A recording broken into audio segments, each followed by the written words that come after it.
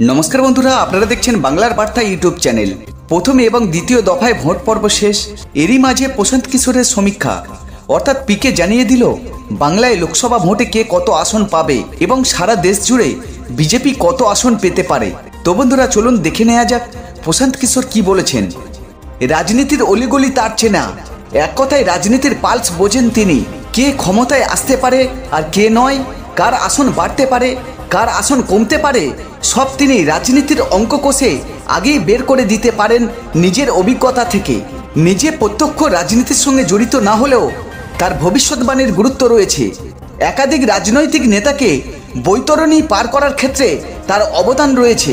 তার পরামর্শ মেনে সঠিক পথে চলে একাধিক রাজনৈতিক নেতারা জয়লাভ পেয়েছেন। তিনি হলেন ভোট কৌশলী প্রশান্ত কিশোর। বাংলার মানুষ তার কথায় ভরসা করে। প্রশান্ত কিশোর এক সাংবাদিক বৈঠকে বলেন, লোকসভা ভোটে বাংলায় কেমন ফল করতে পারে বিজেপি তা নিয়ে ভবিষ্যৎবাণী করেছেন।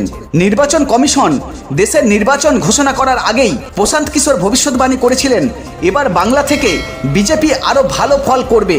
অন্যদিকে পিকে বলেছেন বিজেপি সারা দেশ জুড়ে ৩৭০টি আসনের লক্ষ্যমাত্রায় পৌঁছাতে পারে।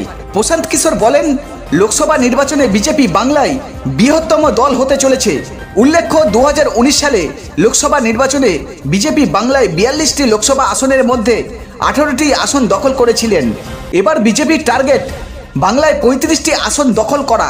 পিকের ভবিষ্যৎবাণী, বাংলায় আগের থেকে এবার লোকসভা ভোটে বিজেপির আসন বাড়তে পারে। প্রশান্ত কিশোর বলেছেন, তেলেঙ্গানায় বিজেপি প্রথম না দ্বিতীয় সেটা বড় কথা নয়, কিন্তু উড়িষ্যায় বিজেপি প্রথম হবে। পাশাপাশি বাংলাতে ১ নম্বর দল হতে চলেছে বিজেপি, তার মন্তব্য। তবে সবটাই সম্ভাব্যময় বলে মনে করেছেন তিনি। চূড়ান্ত ফলাফল নির্ভর করছে ভোটারদের উপর। সাক্ষাৎকারে প্রশান্ত কিশোর বলেছেন, তামিলনাড়ুতে বিজেপি যদি কোনো আসন না পেয়ে ভোট শতাংশের নিরিখে ২ অঙ্কে পৌঁছে যায় তবে সেটি তাৎপর্যপূর্ণ হবে। তিনি বলেছেন, উড়িষ্যায় বিজেপি ইতিমধ্যে ১ নম্বরে রয়েছে। বাংলার জন্য অনেকে বিরোধিতা করলেও এবার বিজেপি তৃণমূলের থেকে বেশি আসন পেতে পারে। তিনি বলেছেন, বাংলা থেকে বিজেপির পক্ষে আশ্চর্যজনক ফল করবে এবার।